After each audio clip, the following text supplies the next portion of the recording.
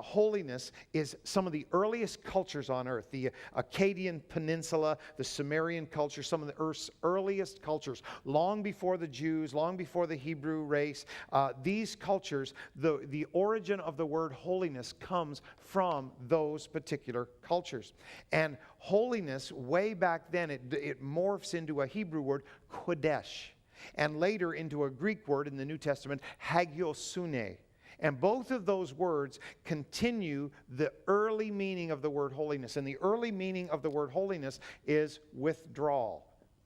You cannot be holy unless you are withdrawn from something. It's impossible. Just the same as we would have no problem saying to someone, you can't be baptized unless you are immersed in water, because baptism, by definition, means to be immersed in water. Well, by the same rule, you cannot be holy unless you are withdrawn from something, unless you are separated from something, because that is the definition of the word holiness. Holiness means withdrawal, or it means separation. You cannot be holy by definition unless you are separated from something.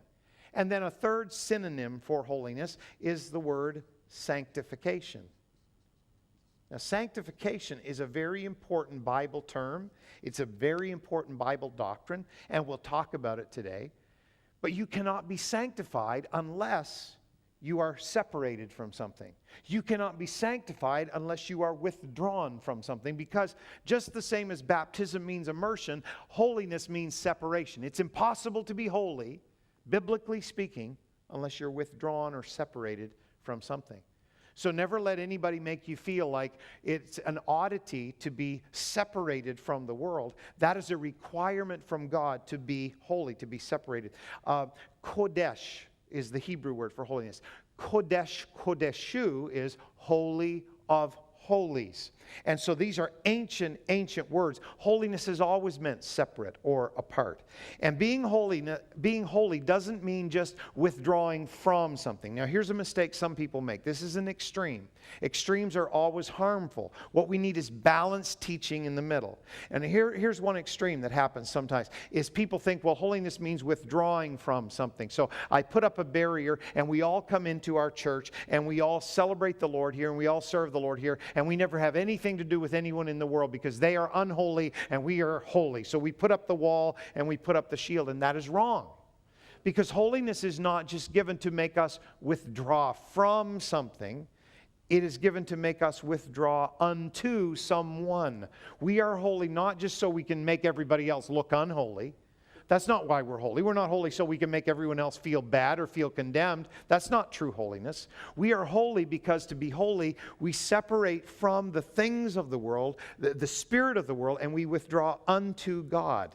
And so really when you are holy, when you live a life of holiness, what you are doing is you are withdrawing from the world back into that Garden of Eden relationship that Adam and Eve had with a holy God.